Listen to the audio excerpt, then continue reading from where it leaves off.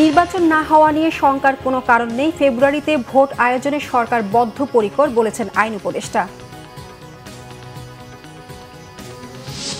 ৩ দফা দাবিতে কর্মবিরতিতে প্রাথমিকে শিক্ষকরা, ৬৫,০০০ স্কুলে ক্লাস বন্ধ, শহীদ মিনারে অবস্থান কর্মসূচি।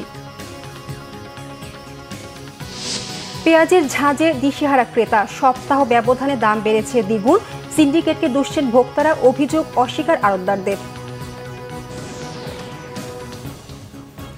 দেখছিলেন ক্রাউন সিমেন্ট সংবাদ শিরোনাম, এবার বিস্তারিত।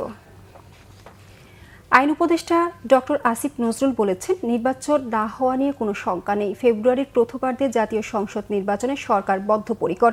সকালে রাজশাহী জেলা লিগ্যাল এইড অফিসে মতবিনিময় শেষে তিনি এসব কথা বলেন। আসিফ নজরুল বলেন, রাজনৈতিক দলগুলো একে অপরকে এবং সরকারের উপর চাপ সৃষ্টি করার জন্য বিভিন্ন কথা বলে।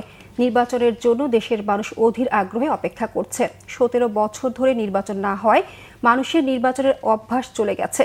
এ সময় আইন উপদেষ্টা আরও বলেন, জামিন নিয়ে একই অপরাধ করার আশঙ্কা থাকলে অনেক ক্ষেত্রে জামিন দেয়া হয় না। জামিন দেয়া না দেয়া বিচারিক ব্যাপার।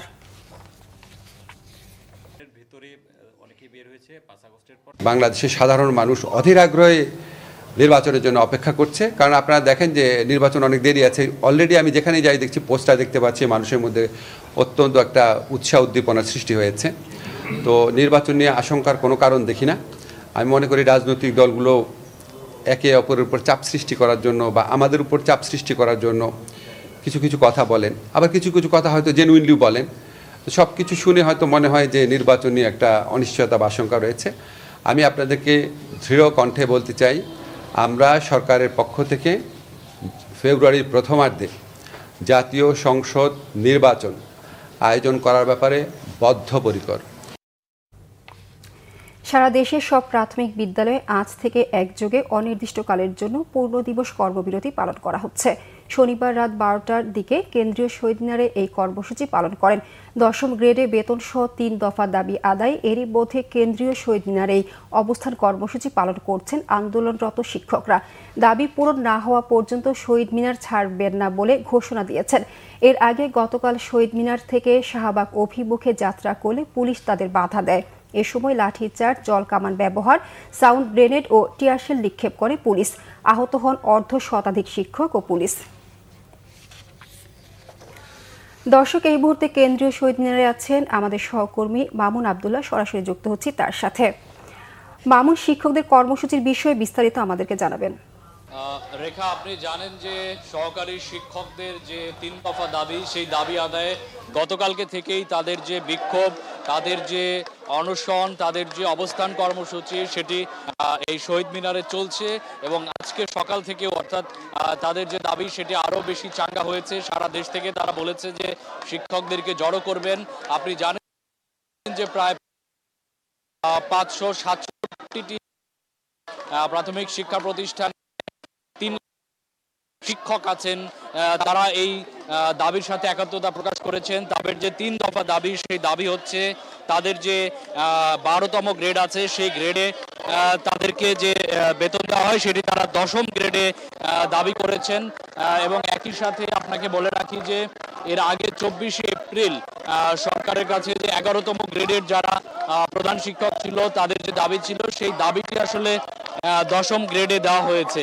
এবার সহকারী শিক্ষকরা ১০ম গ্রেডের আবেদন করছে। তাতে কিন্তু আসলে সহকারী শিক্ষক এবং যে প্রধান শিক্ষক, তাদের দাবি কিন্তু, তাদের গ্রেড কিন্তু সমান হয়ে যায়। সেক্ষেত্রে সরকারকে আবারও বিবেচনা করতে হবে প্রধান শিক্ষক এবং এই সহকারী শিক্ষকদের গ্রেড নিয়ে। একই সাথে আপনি জানেন যে গতকালকে তাদের যে দাবি দেওয়া উপলক্ষে কিন্তু তারা শাহবাগের দিকে গিয়েছিল, সেখানে পুলিশ তাদেরকে ছত্রভঙ্গ করে দিয়েছে। তারা আবারও এই শহীদ মিনারে এসে তাদের দাবি দেওয়া আদায় করছে। অর্থাৎ 11তম, মানে তারা যে এখন 12তম গ্রেডে আছে, 13তম গ্রেড থেকে তাদেরকে 11তম গ্রেডে দেওয়া হয়েছে, 12তম গ্রেডে দেওয়া হয়েছে, সেখান থেকে তারা 10ম গ্রেড দাবি করছে। 10ম গ্রেড কিন্তু 24 তারিখে প্রধান শিক্ষকদেরকে দেওয়া হয়েছিল। তারা বলছেন যে তাদের উপর যে হামলা হয়েছে গতকালকে এবং 4 জনকে গ্রেফতার করা হয়েছে, এর তীব্র নিন্দা জানিয়েছেন এবং বলছেন দাবি দেওয়া আদায় না হলে তারা এই শহীদ মিনার থেকে যাবেন না। তো রেখা, এই ছিল আমার কাছে কেন্দ্রীয় শহীদ মিনার থেকে শিক্ষকদের আন্দোলনের সবশেষ। মামুন, আপনাকে ধন্যবাদ। হঠাৎ পেঁয়াজের ঝাঁজে দিশেহারা ক্রেতারা। সপ্তাহ ব্যবধানে প্রায় দ্বিগুণ বেড়ে 70 টাকার পেঁয়াজ বিক্রি হচ্ছে 130 টাকায়। এত দ্রুত দাম বাড়ায় বাজার তদারকির অভাব ও সিন্ডিকেটকে দুষছেন ক্রেতারা।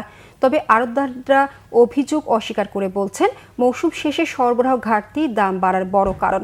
আতঙ্কিত না হয়ে সপ্তাহ দুয়েকের মধ্যেই নতুন পেঁয়াজ বাজারে এলে দাম কমার আভাস দিচ্ছেন তারা। বিস্তারিত মামুন আবদুল্লাহ রিপোর্টে। 50 টাকা বা 60 টাকা ছিল, সেটা হুট করে রাতারাতি কিভাবে দ্বিগুণ হয়ে যায়, এটা খুবই ভাববার বিষয়। যে মানে একটা জিনিস এক সপ্তাহের ব্যবধানে দ্বিগুণ দাম হয়ে যায়, এটা বাংলাদেশেই সম্ভব। বাজারে ক্রেতার এমন ক্ষোভ দীর্ঘদিন পর। এক প্রকার আমদানি ছাড়াই সারা বছর ভোক্তাকে সন্তুষ্ট রাখার মতো বেশ কিছু পণ্যের মধ্যে পেঁয়াজ একটি। বছরব্যাপী 50 থেকে 70 টাকা কেজির মধ্যেই ওঠানামা করেছে রান্নার দরকারি এই মশলাটি। তবে সপ্তাহ দুয়েক ব্যবধানে দাম দ্বিগুণ বেড়ে খুচরা পর্যায়ে কেজিতে ঠেকেছে 120 টাকায়। 80-70 এরকম বিক্রি করছি, আর বর্তমান বিক্রি করতেছে 110। 100 টাকার থেকে কম না কবি, আমরা গরিব মানুষ, আমরা কিনা খাবার না গে আমাকে। 5 কেজি নিতাম, দাম বেশি দেখে 2 কেজি নিলাম। রাজধানীর শ্যামবাজারের পাইকারি আড়তে গিয়ে দেখা যায় পণ্যটির মজুত আছে চোখে পড়ার মতোই। তবে আড়তদাররা বলছেন চাহিদার তুলনায় সরবরাহে কিছুটা টান লাগায় এক লাফে দাম বেড়েছে 40%। এখন কারো কাছে ওরকম মজুত পেঁয়াজ নাই যে আপনারা মনে করতেছেন যে মজুত করে হয়তো সিন্ডিকেট করে বাজার বাড়াইছে, এই ধরনের কোনো কিছু আশঙ্কা নাই। আপনি দেখতেছেন তো আমাদের ঘর খালি, মজুত করবো কেন? আমরা পার্টি মাল দেয়, আমরা কমিশনও বিক্রি করে তাদের টাকা দিয়ে দেয়। আমাদের বেচা কিনা করতে কষ্ট হয়ে যাইতেছে। মহল্লার ভিতরে বলতেছে তোমরা হঠাৎ করে তোমরা বাড়াইছো, আমরা কিনা আমরা যেরকম কিনে এরকমই। 10-20 টাকা বাড়লে পরে আমি মনে করি না যে আতঙ্ক হওয়ার কিছু আছে। আমরা জনগণ আগে 2 কেজি যে খাইতো, তার 1 কেজি করে কিনে নিয়ে দরকারে 10 দিনের জায়গায় 15 দিন খাবে, অল্প করে খাবে, কারণ 1 মাস পরে আবার নতুন পেঁয়াজটা উঠে যাবে। জাতীয় রাজস্ব বোর্ডের তথ্য অনুযায়ী চলতি বছরে জুলাই থেকে অক্টোবর মাসে দেশে পেঁয়াজ এসেছে 13,000 টন। গত বছরে একই সময়ে আমদানি ছিল 2,46,000 টন। পাইকারি পর্যায়ে 90 থেকে 97 টাকা বিক্রি হলেও ভোক্তা পর্যায়ে প্রতি কেজি পেঁয়াজ কিনতে গুনতে হচ্ছে প্রায় 110 থেকে 130 টাকার মতো। সপ্তাহ ব্যবধানে দ্বিগুণ পর্যন্ত পেঁয়াজের দাম বাড়ায় ক্ষোভ বাড়ছে ক্রেতাদের মধ্যে। তবে বিক্রেতারা বলছেন সারা বছর পেঁয়াজের বাজার ছিল বেশ স্থিতিশীল। আর বিশ্লেষকরা বলছেন এবছরের মতো প্রতি বছরই পেঁয়াজের বাজার স্থিতিশীল রাখতে চাইলে পার্শ্ববর্তী দেশের উপর নির্ভরশীলতা কমিয়ে দেশের বাজারে উৎপাদনশীলতা বাড়াতে হবে। মামুন আবদুল্লাহ, বাংলা ভিশন, ঢাকা। রাত নামলেই খুলনা মহানগরী পরিণত হচ্ছে খুনের নগরীতে। কিশোর গ্যাংয়ের সাথে পাল্লা দিয়ে মাথাচাড়া দিয়ে উঠেছে চরমপন্থী দল ও সন্ত্রাসী গ্রুপ। গত 14 মাসে 39টি হত্যাকাণ্ড ঘটেছে নগরীতে। টার্গেট কিলিং ও মাদক সাম্রাজ্য নিয়ে অস্থির অপরাধী চক্র। আইন শৃঙ্খলা পরিস্থিতির চরম অবনতি থামাতে এবং নাগরিকদের আস্থা ফেরাতে এমপি পদক্ষেপ নিয়েছে। খুলনা থেকে আতিয়ার পারভেজের রিপোর্ট। খুলনায় সাম্প্রতিক হত্যার ধরন খুবই নৃশংস। খুনি, খুনের ধরন ও টার্গেট বাছাইয়ে অভিনবত্ব তাদেরকে থামাতে পারছে না পুলিশ প্রশাসন। নগরীতে বিএনপি, যুবদল, ছাত্রদল ও ব্যবসায়ী খুনের শিকার হলেও অপরাধীদের আইনের আওতায় আনতে হিমশিম খাচ্ছে পুলিশ। আইন শৃঙ্খলা বাহিনীর ব্যবহৃত অস্ত্রের চেয়েও আধুনিক অস্ত্র দিয়ে গুলি, বোমা হামলা ও ধারালো অস্ত্র দিয়ে জবাই করে হত্যার ঘটনায় উদ্বিগ্ন নগরবাসী। কালকেও গুলাগুলি হয়েছে আপনার ফুটিমারে ইসদলতলা ব্রিজ রানি। আমরা চাই যাতে এই দেশে আমরা ভালোভাবে বসবাস করতে পারি, একটু ব্যবসা বাণিজ্যে খাতে পারি। আইন শৃঙ্খলাটা আরো একটু মজবুত হলে আমাদের জন্য সুবিধা হয়। এই যে দখল, চাঁদাবাজ, পুলিশের একটু কঠিন ভূমিকা পালন করতে হবে, সেইটা তো এখন নাই। কিশোর গ্যাংকে আগে প্রতিহত করতে হবে। প্রতিহত করতে পারলে তবেই দেখবেন যে দেশে কিছুটা হলেও স্বস্তি ফিরে আসবে। নির্বাচনকে সামনে রেখে অপরাধী চক্র যাতে খুন রাহাজানি করতে না পারে তার জন্য নানা প্রস্তুতি নিয়েছে পুলিশ। আমরা সামনে ইলেকশনের আগে এই সময়টা খুব গুরুত্বপূর্ণ। এই সময়টায় অস্ত্রগুলির ব্যবহার বাড়তে পারে, অবৈধ অস্ত্রের ব্যবহার বাড়তে পারে, মাদক কারবারিরা আরও অনেক বেশি অ্যাক্টিভ হতে পারে। তো এই বিষয়গুলো মাথায় রেখে আরও অন্যান্য অপরাধের যদি কোনো তথ্য থাকে নাগরিকদের কাছে, সেই তথ্যটা আমরা এই তথ্য বাক্সের মাধ্যমে আমরা পেয়ে যাব, আমরা আশা করতেছি। পুলিশ চায় নগরবাসীর সহযোগিতা আর সাধারণ মানুষের চাওয়া পুলিশের শক্ত অবস্থানে ফিরে আসুক নিরাপত্তা ব্যবস্থা। আতিয়ার পারভেজ, বাংলা ভিশন, খুলনা। বঙ্গোপসাগরে মাছ ধরার ট্রলারের ইঞ্জিন বিকল হয়ে 3 দিন ধরে ভাসতে থাকা 13 জেলেকে উদ্ধার করেছে নৌবাহিনী। সাগরের টহল কার্যক্রমের সময় নৌবাহিনীর জাহাজ বানৌজা শহীদ মহিবুল্লাহ কুতুবদিয়া লাইট হাউস থেকে প্রায় 20 মাইল দূরে ইঞ্জিন বিকল অবস্থায় মাছ ধরার ট্রলারটিকে ভাসতে দেখে। পরে ট্রলার থেকে উদ্ধার করা হয় 13 বাঝি বাল্লাকে।